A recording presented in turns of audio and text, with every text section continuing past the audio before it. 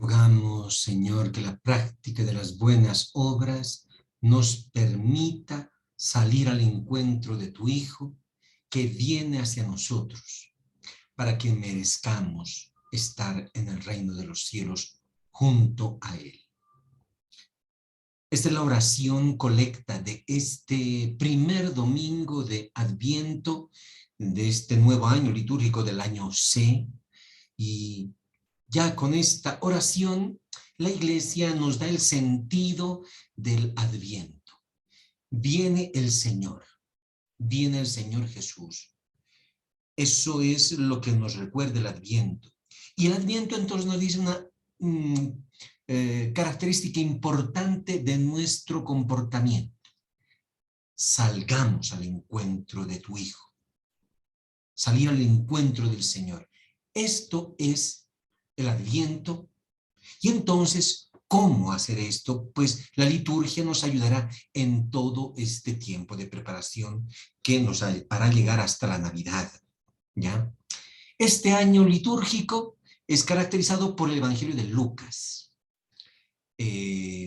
Lucas es llamado el Evangelio de la Misericordia, porque hay las parábolas de la misericordia que son importantísimas. Es también llamado el Evangelio de los pobres, por la predilección de la predicación hacia los pobres. Es el Evangelio de la oración del Espíritu Santo, porque muchas veces vamos a encontrar cómo el Señor está en oración, cómo el Señor incluso va a mandar su Espíritu, porque los Hechos de los Apóstoles es la continuación del Evangelio de Lucas. También es llamado Lucas el evangelista historiador, porque también se preocupa muchísimo de la historia. Él dice que Lucas ha recogido con meticulosidad y con mucha dedicación los datos que presenta en el Evangelio. Entonces, hermanos, para entender primero que nada el Evangelio de este domingo, necesitamos hacer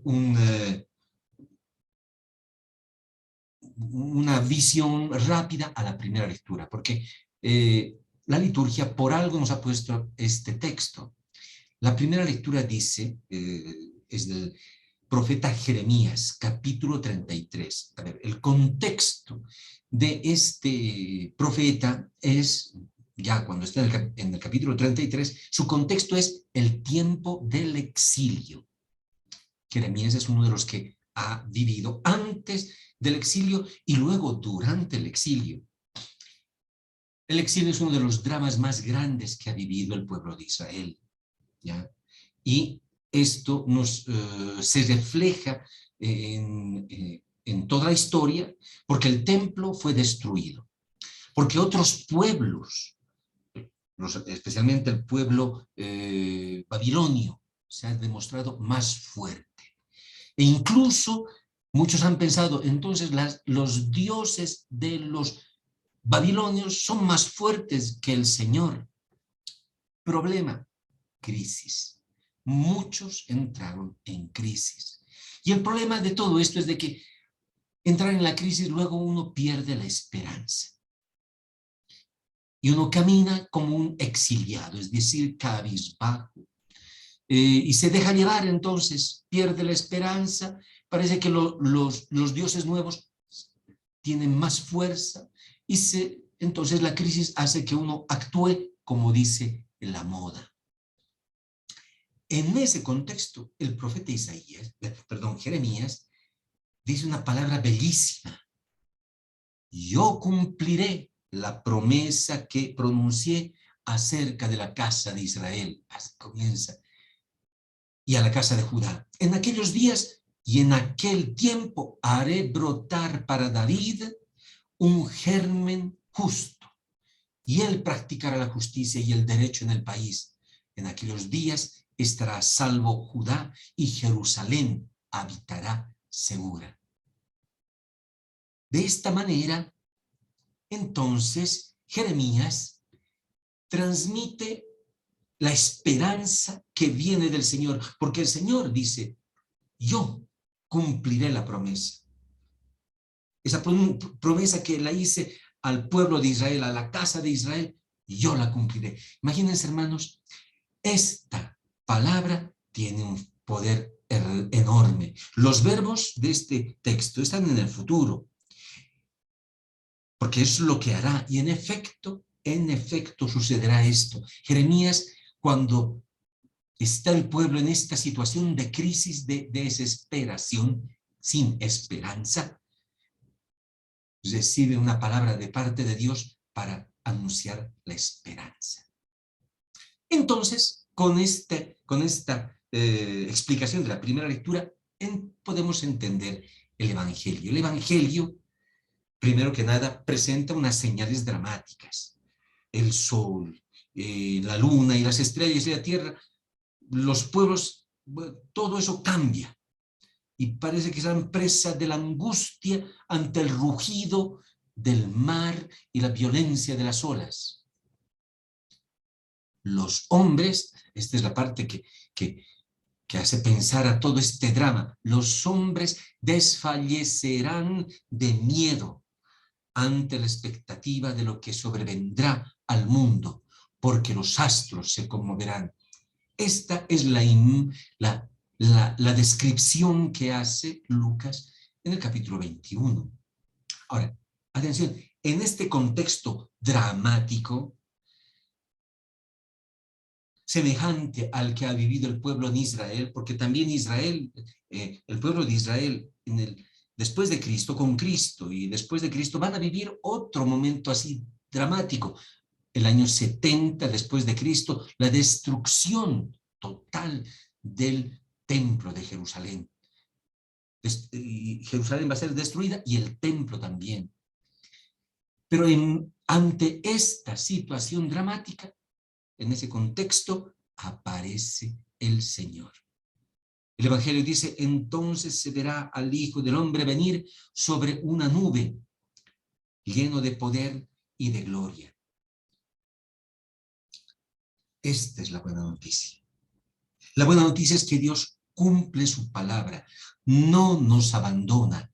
Su venida es la que esperamos todos.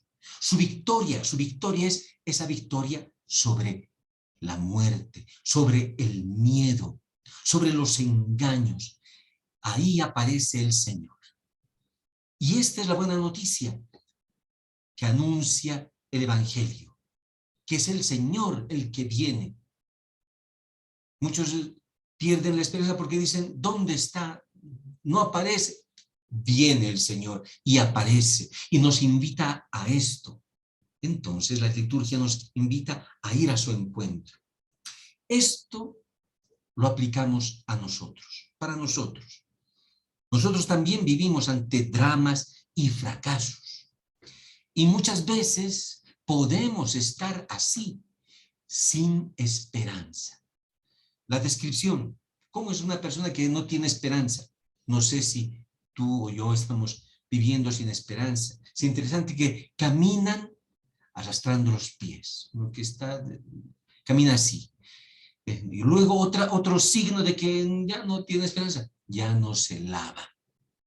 ¿Ya? Anda mamarracho. ¿Por qué? Porque, ¿para qué? Está hablando ya. Una persona está diciendo, ¿para qué? Un poco deprimido. Ya, ¿para qué hacer las cosas? Deja las cosas así. Todo haciendo en forma mediocre. ¿Por qué? ¿Por qué? Porque uno dice, es que mi país va a ser siempre así. Esa es la mentira que viene del maligno. Va a ser siempre así. Mi país no cambia. Siempre marchas. Siempre bombas. Siempre injusticias. El inocente que es metido a la cárcel. No hay trabajo. Y ahora la enfermedad del COVID. No. Así nomás vamos a hacer. Otros dicen, y en la familia, sí, mis papás así siempre son, o mis hijos así siempre son, o los parientes así siempre son, así van a ser siempre. Eso es lo que uno piensa. O incluso personalmente, por los fracasos o por los pecados. Y alguno dice, así soy, ya, ¿qué voy a hacer? Lo dejaré así nomás, pecador soy, ni modo. Sí, sí, Dios te quiere así como eres, sí, entonces me quedo así. No, ¿se dan cuenta? Aquí está el problema, porque ciertamente, esos son momentos dramáticos, porque luego uno se equivoca, hace el mal y le defraudamos al Señor. Y la mentira es esa, y va a ser así toda tu vida. Y entonces el corazón, como dice el texto, hay una parte que está no tan bien traducida, pero dice, el corazón, ¿qué cosa sucede con el corazón? Se vuelve pesado, aturdido. Porque entonces el hombre, para no pensar, necesita un tranquilizante. Y entonces, ¿qué es lo que hay que hacer? Algunos pues se tranquilizan solamente tomando. Otros los que pues así, entonces tienen un poco más de dinero, drogas. Otros que pues ni modo, ¿qué voy a hacer? Me voy a ver mi novela, al menos en la noche, excito. Una novela turca, por ejemplo, ¿no? Una tierra amarga, de repente. Eso me va a ayudar. La tierra amarga me va a ayudar. O huérfanos, o madre, ¿no? O, o otras novelas, ¿no? Como dice el dicho, al fondo hay sitio. Tranquilizantes, evasión, sí, un momento para pensar. Puede ser, y ¿no? Son cosas, no estoy hablando mal de las novelas, pero nosotros necesitamos escuchar esta buena noticia. El Evangelio va a decir claramente, tengan ánimo y levanten la cabeza, porque está por llegarles la liberación. Lo dice el Evangelio y es bellísimo. La base de todo, la base de la buena noticia es que primero Dios tiene esperanza. Tiene esperanza en ti y en mí, hermano, hermana. Y nos perdona y viene de nuevo a buscarnos. Tiene la esperanza de que esta vez va a ser la buena. Es decir, que te vas a convertir, que yo me voy a convertir, que te vas a dejar amar finalmente y que esto te va a transformar esta vez. Y el Señor lo hace de nuevo. Esta es la esperanza que proclama el Adviento, que es la que da fuerza para recomenzar de nuevo. Imagínense cuando hay muchas desilusiones, ¿no? O fracasos, y una cosa haces y no funciona, y otra cosa haces y nada, no funciona. Y uno recomienza, y no se rinde. ¿Por qué? Porque hay esperanza. Porque Dios ha sembrado esto en el corazón, porque es un don divino que nos lo da el Señor. El sembrador, un sembrador, cuando siembra lo hace, ¿por qué? Porque espera la cosecha. De la misma manera el Señor lo hace. Un papá con sus hijos, ¿qué es lo que puede hacer cuando parece que no funciona bien? Tiene esperanza y espera. Y espera ver que esta vez su hijo salga y ayude y cambie y va a ser mejor. ¿Qué necesita el mundo? El mundo está sediento de esperanza. La Paz, Bolivia, están sedientos de esperanza.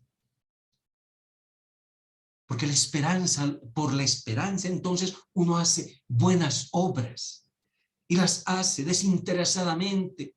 No le interesa esos juegos de poderes que hay, que solo hace pelear a la gente. No, hace buenas obras porque hay esperanza. ¿Qué tenemos que hacer, hermanos? ¿Qué tienes que hacer tú? ¿Qué tengo que hacer yo? El texto del Evangelio nos dice dos cosas. Levantar la cabeza.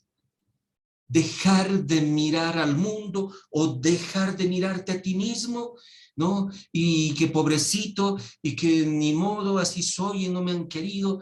No, dejar de mirar a las seducciones que nos atiran, que atiran nuestra mirada hacia abajo, a lo más bajo de nosotros, a las desilusiones, etcétera. levantar la cabeza, que significa rezar, orar, poner nuestra concentración en la voluntad de Dios. Esto nos hace caminar con esperanza y obviamente evitar algunas cosas. Lo dice el texto. No dejarse aturdir por los excesos. Esta es la traducción que obviamente este es el sentido, pero el original dice que el corazón de ustedes no se quede pesado. Pesado porque está mirando hacia abajo, porque está mirando a las cosas de este mundo. Y luego dice el texto, evitar la embriaguez, que obviamente sí podemos entender por la bebida, pero también son todas aquellas cosas que paralizan, que no te dejan hacer, que se busca estas cosas para poner una anestesia y para evitar esto. Y evitar esas preocupaciones excesivas de este mundo, que son entonces todas estas cosas que nos paralizan, que no nos dejan.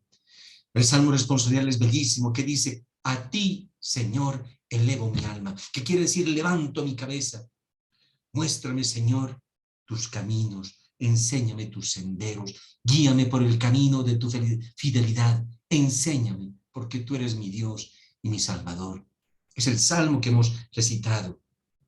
Y la segunda lectura que decía, que el Señor nos haga crecer cada vez más en el amor mutuo. Uno crece más porque hay esperanza. Hermanos, hoy en la consagración, en el prefacio, es bonito porque comienza diciendo, levantemos el corazón. Esa es la exhortación que resume el tiempo de Adviento, levantar nuestro corazón hacia el Señor. Y nosotros respondemos, lo tenemos levantado hacia el Señor.